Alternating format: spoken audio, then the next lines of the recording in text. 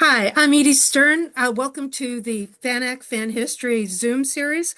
Today, Joe Siclari is going to be interviewing Astrid Bear. Hello, everyone. We are doing the FANAC Fan History Zoom series. And as Edie said, we are going to be introducing and interviewing Astrid Bear, who has been both a fan and, well, literally for her entire life, which not too many of us can actually say. So, Astrid, welcome. I hope we can ask you some questions that will inform everyone who's out there more about your life, your family, and what they have been doing as well as yours, fanishly, and probably touching on a few professional things as well. But we try to do this as a fan program rather than as just a professional setup. So, Thank you. First off, say thank you for inviting me. I'm kind of thrilled, and so I'm looking forward to our discussion. okay, well, I'm going to start out with probably the easiest question. What is your earliest fanish memory? Oh my gosh. I'm not sure. Um, you know, I do not remember the first science fiction convention I went to because it was the 1954 Worldcon in San Francisco and I was 6 weeks old. So, knowing people, in the fan community, they've been there, forever. So being at somebody's house, I don't specifically remember that. One thing that comes to mind is, I think it was WesterCon or Worldcon at the Leamington Hotel in Oakland. It might have been the 64 Worldcon in or earlier at the Leamington Hotel, which is an older hotel in Oakland, California. And I was kind of fascinated by the mezzanine because it's kind of an in-between space. So it's not really a fanish memory, but a memory of the infrastructure of that convention. Okay, well, you did mention the 1954 Worldcon, and one of the reasons I believe that you attended that is that both of your parents were working on that convention. And so maybe we can ask a question about that, and then we'll get into all kinds of other things. Do you know what your father and your mother were working on, what their responsibilities were at that Worldcon? I think my father might have been working on programming and my mother also, and maybe she did some publications, but I'm really not sure. I feel there's some documentation on that is not in the forefront of my mind. Okay. Um, I believe he also was working in Treasury, but that's not exactly the most exciting part of the convention. Programming would be a lot more interesting. Okay, the uh, as we were going along, we should start and say, what got you interested in staying a fan? A lot of people in second generation, um, well, they just either get bored or drop out or come up with something else. What has kept you, just basically kept you involved at the time? All the people, I had friends there. The nice thing about the science fiction community is, it's multi-generational. So I had a lot of friends that were, adults, but everyone was, took me at, what I could contribute at my own level.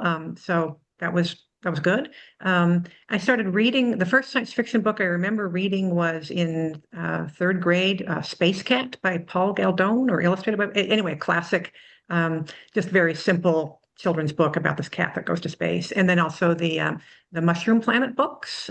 Ah, yes. Um, I remember something about those. and then Um, I was getting the magazines were coming to our house, of course, and there were lots of books. So I was reading, kind of dipping into the magazines. I remember reading Dune as a serial in analog. And then I got into my dad's work the summer I turned 11, I think. I said, okay, Ruth Van Todd, somebody says, I think the illustrator then was Paul Galdone for Space Cat. The summer I turned 11 or so, we were repainting my room So everything was all a who for a few days, furniture all moved around. So I was sleeping in the bed in my dad's office. And so there was his author's shelf of books right on, next to the bed.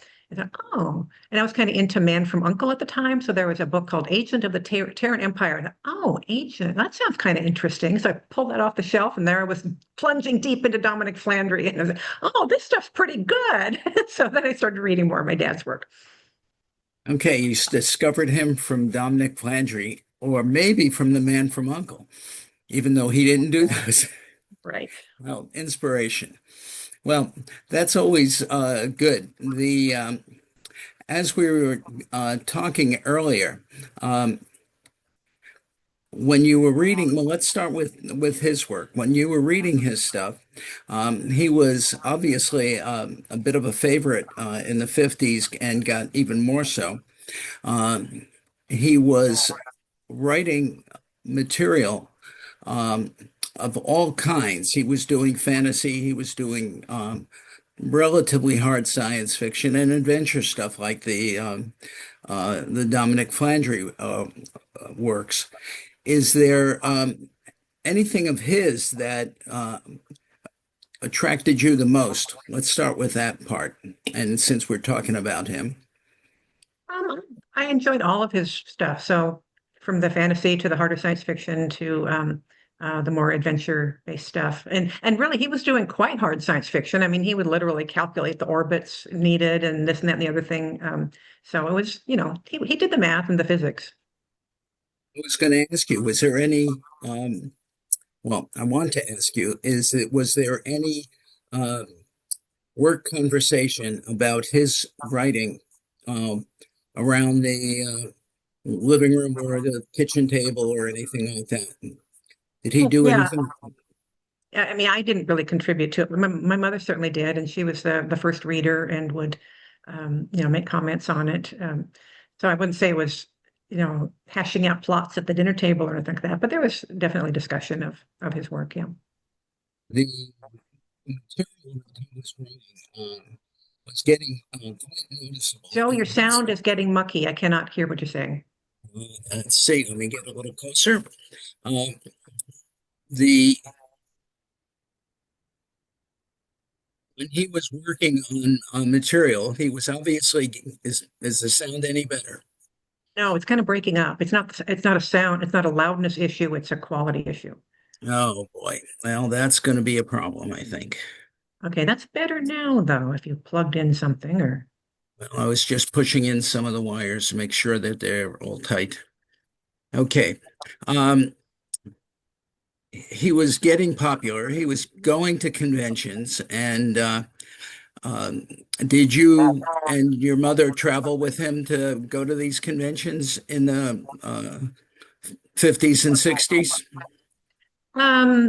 Yes and no. So my mother would always go. Some of the East Coast convention, like Worldcons, not on the West Coast, I didn't go to those. So they would park me with somebody. I don't really remember. And when I was older and could be wandering around by myself, like at that the Leamington 1964, then I would go with them to the conventions and enjoyed them.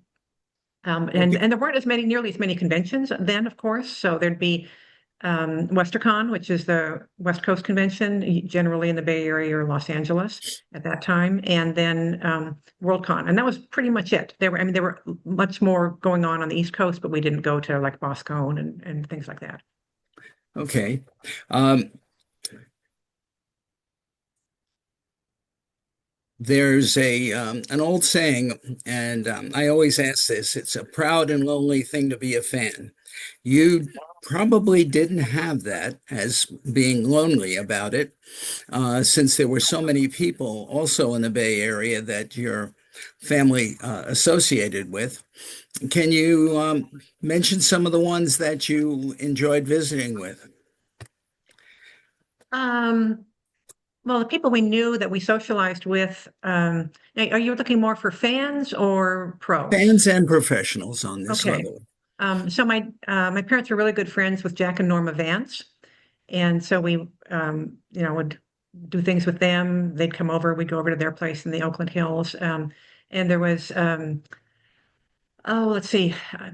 Bill Donahoe, Alva Rogers, the Little Men's Group, Ben Stark, and they were involved those three were the committee for the 1968 Worldcon, Baycon, which is famed, rightfully so, Yes. a classic convention. Who else? Reg Bretnor was a good friend of my parents.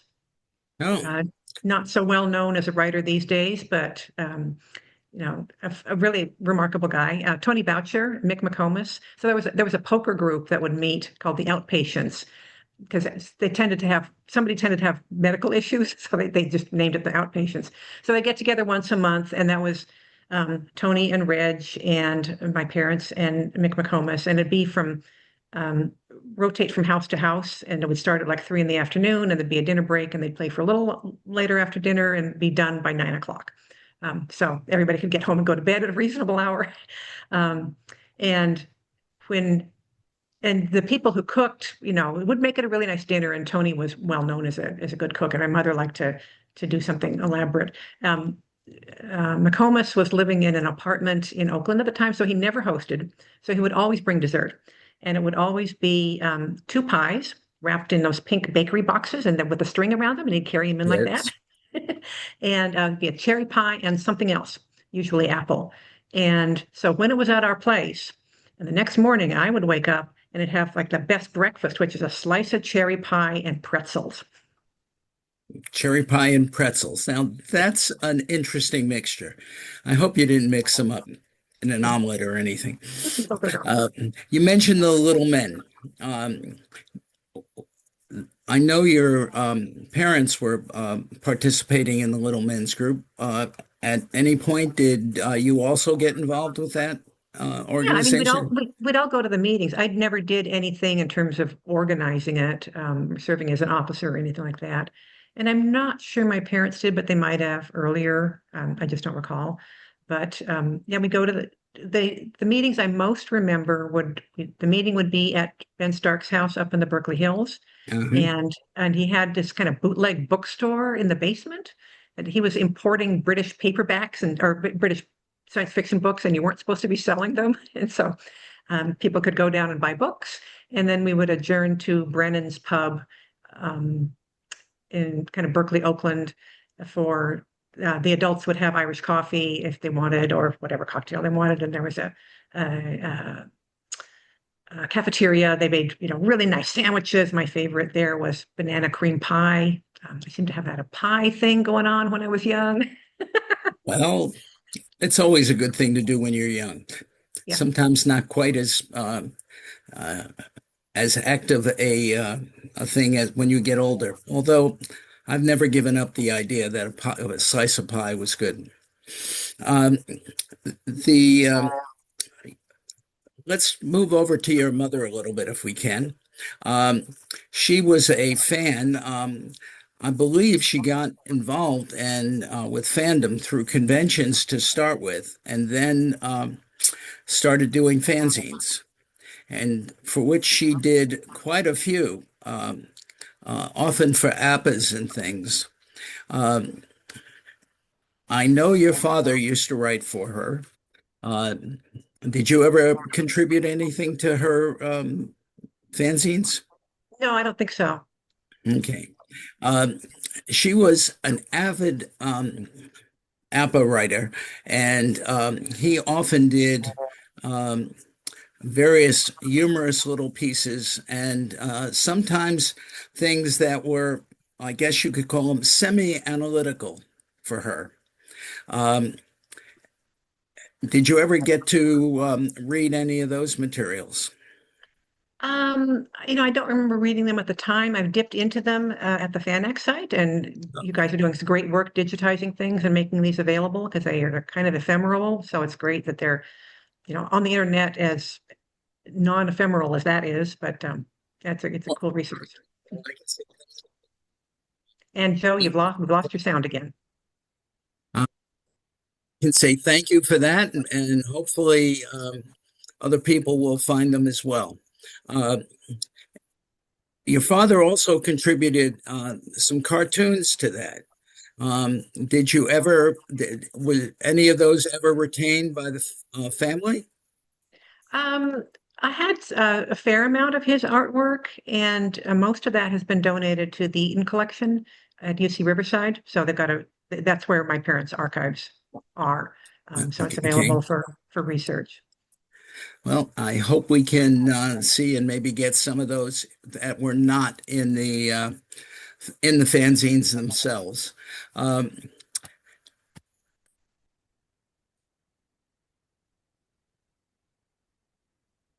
when you were talking, I imagine the difference between when you were growing up, the difference between fans and pros were probably quite mixed. They were probably were all the same friends of your family.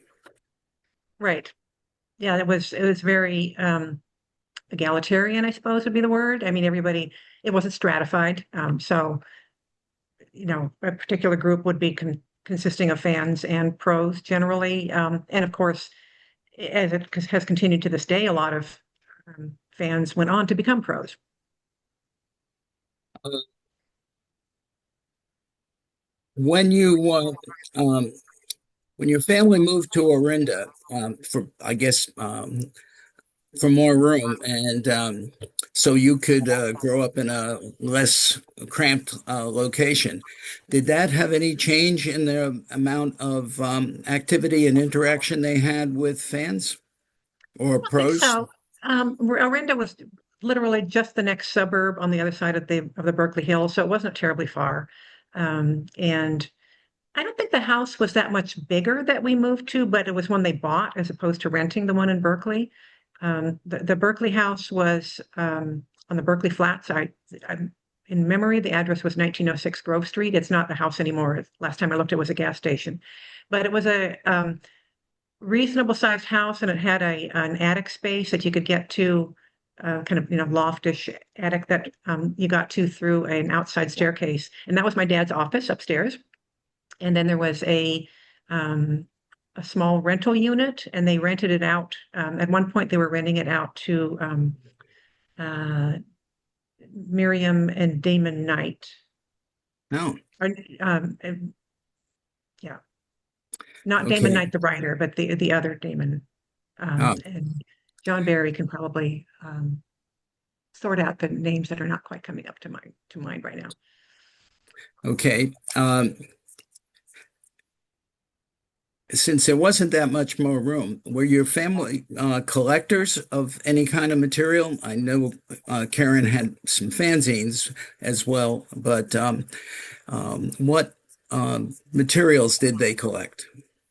They weren't, formal collectors in the way some people are, completists about certain things, but books would come to the house and they would just not leave. So, and magazines. So there were an accumulation of stuff that, filled up bookcases. My dad built a bookcase that ran down the length of the hallway.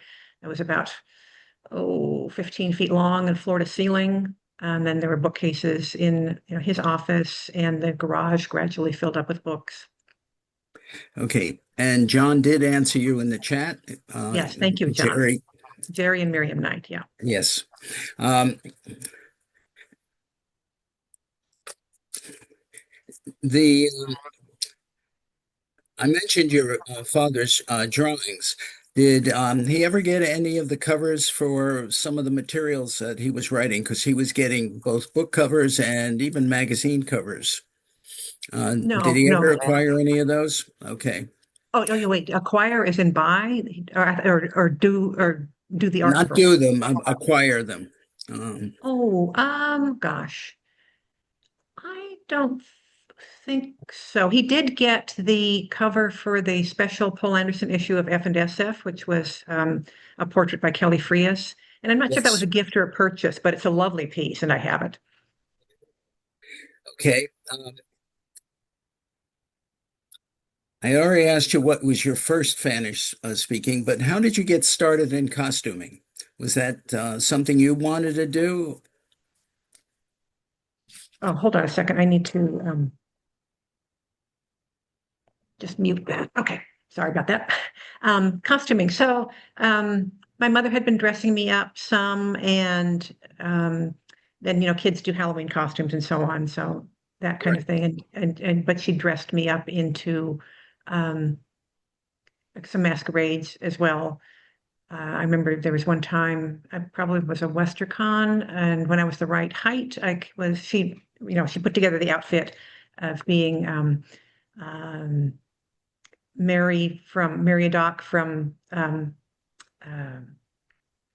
Tolkien, Uh-huh. the Hobbit, because I was 5'4" and able to ride a horse, and so it was this.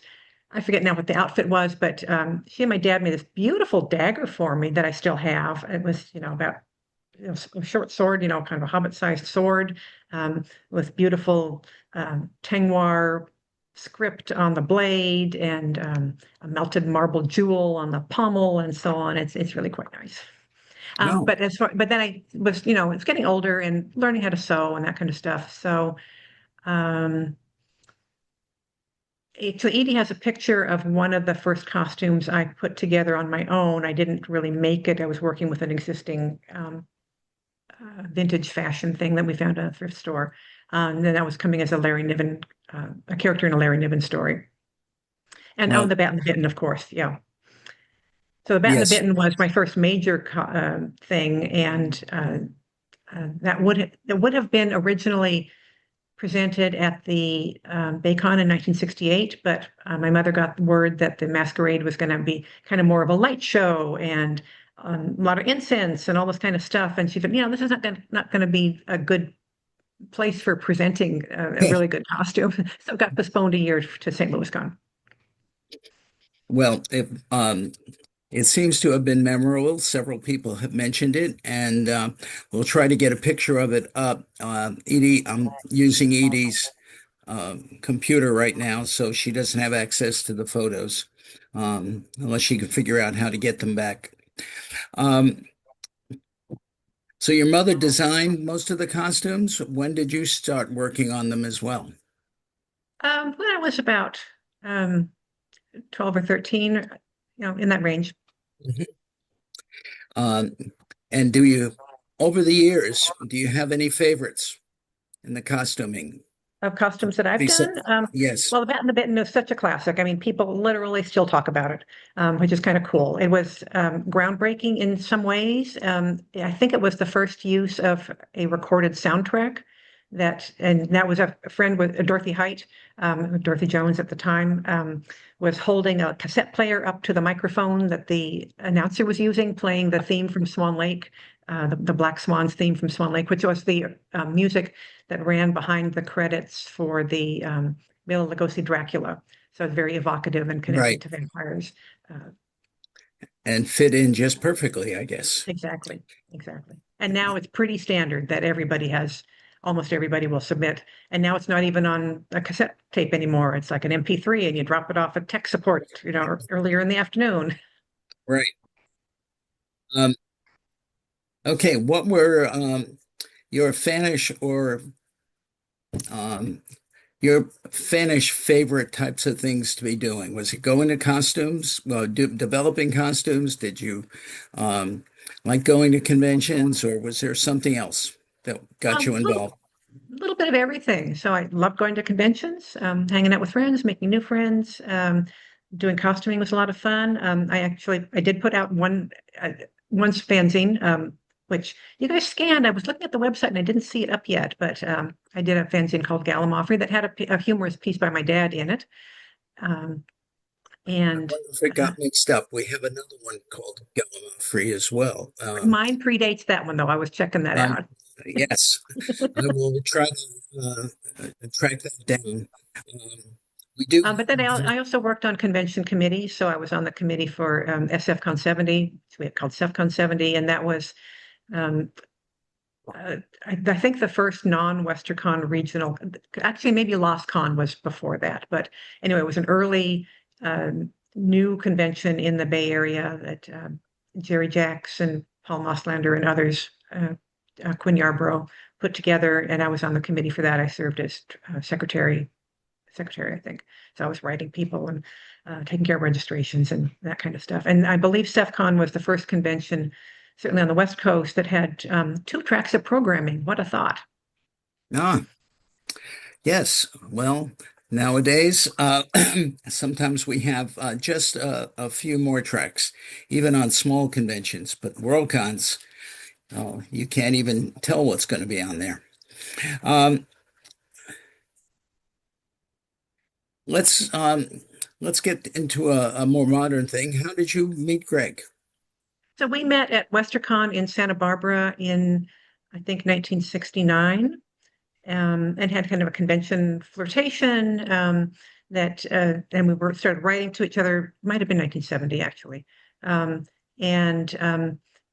I was 16, he was 19, and it was getting kind of intense. So I broke it off because I didn't know where I wanted this thing to go. And we went off and lived our own lives for a while, and then got back together again in 1980. And by 1980, he had been writing, but he had also a bit of an artistic career as well. Can you tell us anything about what he was doing and why he mostly gave that up for writing, other than maybe Um, it was more lucrative? yeah, that was basically it. And so he'd been doing painting since he's young. I think his parents enrolled him in a painting class, when he was like 12 or 14. And he really did some good stuff, as a teenager. And in the 70s, he was doing more work. So you can see behind me right there. That's That's a it. painting that he did from 1975. It's a dragonfly on a branch and a log. And then the other things beside it are some photographs that he took probably in the 2000s, also of dragonflies. But the big project that he had hoped to do was a Ray Bradbury calendar. So he did 3 paintings that he completed. One was a portrait of Bradbury standing in front of a Victorian building with the Mars and a rocket rising behind it. It's really quite lovely. And he did one for the Halloween tree and one for the title's not coming to me, but anyway, it's a boy and some dragonflies lightning bugs in a jar in bed. And he tried marketing it, and it didn't get picked up by anybody, so he never did the rest of the paintings. But they were really really quite good. And then he did so. Basically, as you say, writing was more lucrative, and writing he could make a living doing writing, spending less time doing it than doing art, because art takes a long time. And he did actually do a cover for a story of his for Analog magazine, or maybe Galaxy. I think it was Galaxy, and I believe David Clark has that original. I see he's on the thing and he's nodding his head. Yes. Then he did a cover for his novel Cyclone, the paperback reissue of the novel Cyclone. He did the artwork for that, and that would have been probably in the 90s. Now, Greg also did a fanzine, and I believe we do have that one online. I don't have the URL for it right away on this computer. Um, did he have much of a fanish career, or did he break into the prose fairly early? Well, he started working on breaking in fairly early, but he did some illustrations for the very first Star Trek Concordance, and he was doing, spot art for fanzines, and such like, from So that was pretty fairly early on, early. in his late teens. He got swept under the broad and generous wings of John and B. Joe Trimble, who brought along so many people in the Southern California area, and so they were recruiting him for various projects. Yeah. I'm glad to know I should look for some more of that as we're doing fanzines out of the Southern California area. Um, And Joe, could I interrupt for yes. just a sec and point out that Greg is also considered one of the founding fathers of ComicCon and was very heavily involved with the convention in its first several years when it was very much a hybrid of a science fiction convention and and a comic convention as were common on the East Coast at that time. Okay, Andy, thanks. And would you like to talk a little bit more about what he was doing with the comics, Astrid? Yeah, Andy's absolutely right. He's one of the founding group of, so there were two main adults in the room. And again, David can speak to this so much more lucidly than I can, but the name Sheldorf and oh man, I'm blocking on the Ken name. Kruger. Ken Kruger, thank you. Ken Ken Kruger. Kruger. So Shell came from Detroit, and he had been involved in Detroit Triple Fanfare, which, was a multi-pronged convention. And he thought, hey kids, let's get a barn and we can put on a show. And Ken Kruger was running a bookstore. And so they worked it out. And this group of kids, teenagers that, were the energy behind it. And they started ComicCon. And it always had, science fiction is part of it, horror is part of it, comics is part of it. And it still does. It's definitely dominated by comics and media, movies, TV shows, games, that kind of stuff. But if you go find that small room down the back hallway, you'll find a panel on science fiction stuff. It's still there. Okay, well, it's good to know if I ever get to one. But the as you were doing these various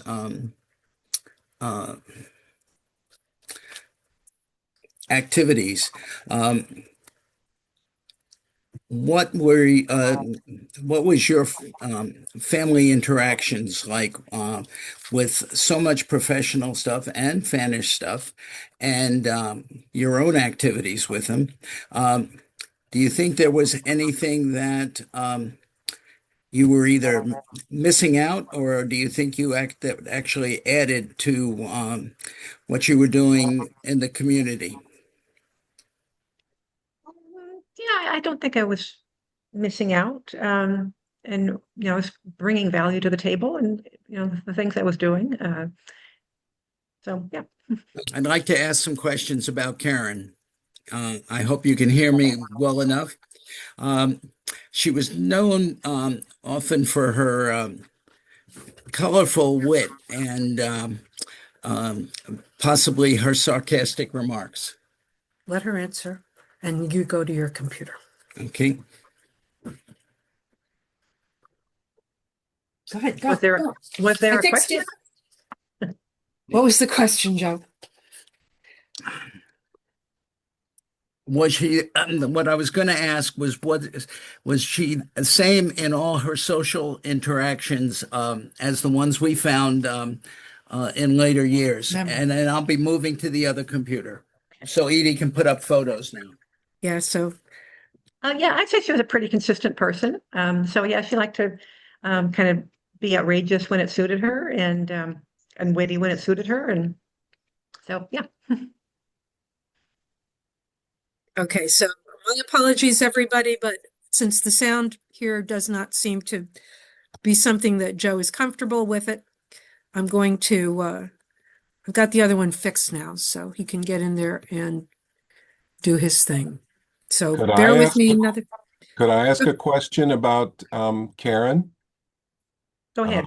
of Astrid? Tell us about filk singing. She really enjoyed filk singing, and she and my dad both wrote filk songs, and that was something that we do kind of family songs as well, some silly things, and that didn't ever get published anywhere. So that was definitely kind of a part of the culture that permeated into the family. She's said to have actually coined the word. Correct. And Yeah, I think so it was you- in a fanzine in the late 1950s. She typed it, and I think Right. there's documentation on this online. Cool. I'll be quiet now. Thank you for helping make that bridge.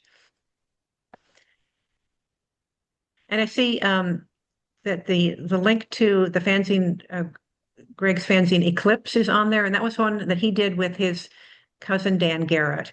And I think I have now sent it to the Greg's archives are at San Diego State University, and I have the original Eclipse. It's all hand typed and hand done artwork and paintings, and Dan did some really nice graphic cover for it. Dan was also an artist, and it was quite a production. And then Lenny Bales posted about HMS Trekastar, and that was, my mother did most of the work on it, but the idea for it, also in the fan community at the time were Joe and Felice Rolfe, and they were kind of a major couple. They lived in the South Bay area, so we didn't see them quite as often, but they would host parties and so on. And Felice especially was, in a way, kind of like B. Joe Trimble, in that she was, an inclusive person, bringing people in, finding things for people to do, making things happen. And she played piano quite well. So sometimes a party, and Gilbert and Sullivan was a thing. It's still going. There's a repertory, Gilbert and Sullivan repertory group called the Lamplighters in the Bay Area. So there'd be a big group would get season tickets, and we go and see, 2 or 3 Gilbert and Sullivan plays a year. So my mother came up with the idea of doing a parody of HMS Pinafore, HMS Trekastar, and Felice and I and Dorothy Height. But my mother mostly wrote the lyrics for it and the script, and we presented that at a couple of science fiction conventions, and it had a couple other productions that we were not involved with. All right, let's see if we can go further with this, and maybe the sound will be a little better as well. Since Philk was brought up, your mother, yes, did write an article about that, and she not only did she we put that material online, and hopefully afterwards we'll be able to put some links to it.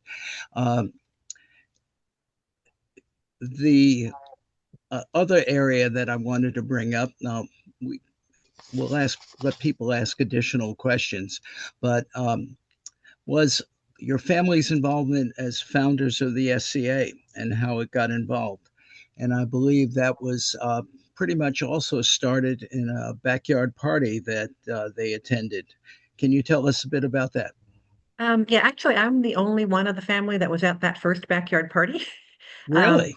Yeah. So everybody else kind of wanted to go. So Diana Paxson came up with the idea of having a attorney in her backyard in Berkeley, and there's a somewhat younger group. So this was by people in their 20s and 30s, as opposed to people in their 50s and 60s who were the old guard of the little men.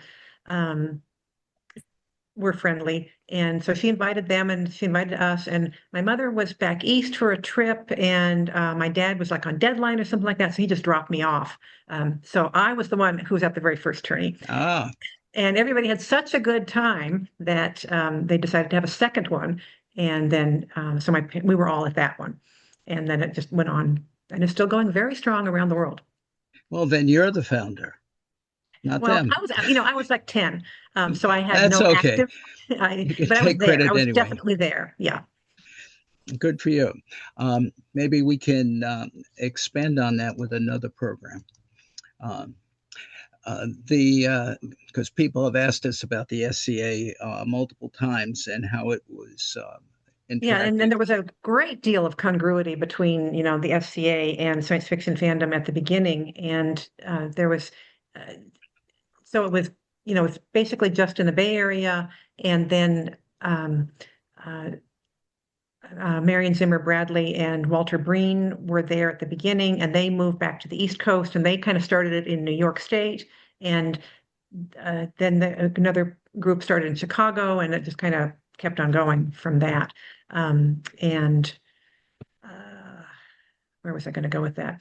So there was a demonstration tourney. So that was in 1966. I think that got started. In 1968 at the Baycon, there was a demonstration tourney, and a lot of people got exposed to the SCA at that point, and like more people from Los Angeles, and then some people had been coming up from Los Angeles, and then like more people got interested, and LA started up their own group, and it kept on going. Okay, was brought to my attention that, and that would have been in 1968. Oh, the okay, Baycon. sorry, didn't mean to interrupt you. Some people mentioned that I had skipped over, or it was brought to my attention, I skipped over some of the folk particulars for your family, that they had written a number of the early major filks. Do you remember how they got started doing that? Some of them are No. related to, was that before your time? Yeah, I can't give you any great Genesis stories of folk songs, but I mean, they both obviously love words and language and poetry. And so I think it was just a natural offshoot. And it was writing parodies and serious song texts where it's just kind of part of the science fiction culture. I think Mm-hmm. a larger fraction of it than it is now. Yeah, there is a bit of a separation on the various types of fandom these days. When I see somebody's asking who wrote Bounce Potatoes, and that was my dad, and that was a humorous response to a banquet. I believe it was at the the Westercon in San Diego at the Stardust Hotel. And yes, David is nodding yes, because the banquet, the potatoes were literally bouncing. It was not a good banquet. Well, at least you could share them that way. Okay. The what other communities have you or your family been involved with, as fandom has separated a lot? We've talked about comics, the SCA, Filk. The mystery fandom was one that I was wondering about. Although your father only wrote a couple of mysteries, I know, as you mentioned earlier, he was friends with a number of major mystery people who were out there, including the fans, I think, who started the first mystery convention. Although Yeah, that came out as that was BoucherCon, and that was yes. Definitely an offshoot. It was founded by science fiction fans who were also mystery fans, and that first one was in Santa Barbara, I believe. Yeah, And that's I good. believe that's still going as well. So yeah, my parents knew mystery writers in the area, and they had been lifelong fans of Sherlock Holmes. My mother had founded a Baker Street Irregulars Science Society when she was in high school, which is still going, the Red Circle, Oh, in the DC area. And so and I don't know exactly what the timing of it is. So there was at the time there was a Science Society, or an affiliate society of the Baker Street Irregulars in San Francisco, called the Scourers and the Molly Maguires. And that was one of the first, and at that time might have been the only science society that allowed women to be members, because the Baker Street Irregulars was founded by a bunch of guys, and they just wanted to be guys. Thank you very much. And so we would go to those meetings, and those were probably quarterly, and there'd be papers presented, scholarly papers about Sherlockian stuff.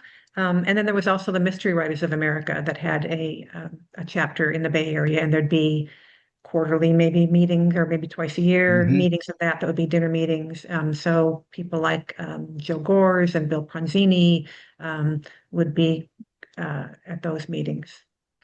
And my dad wrote three mystery novels set in the Bay Area. They were contemporary for the time he was writing them, so they were late 1950s. And I think they're really quite good. They've never been reprinted, and I'd like to see them come out as an omnibus edition of those three. And he wrote some short stories involving the same detective, who was a Norwegian-Japanese detective named Trygve Yamamura. And then he wrote a Sherlockian-ish thing called the Case of the Martian Crown Jewels. That's right. A Hoka story. Yeah. Isn't that? Yeah. Yeah.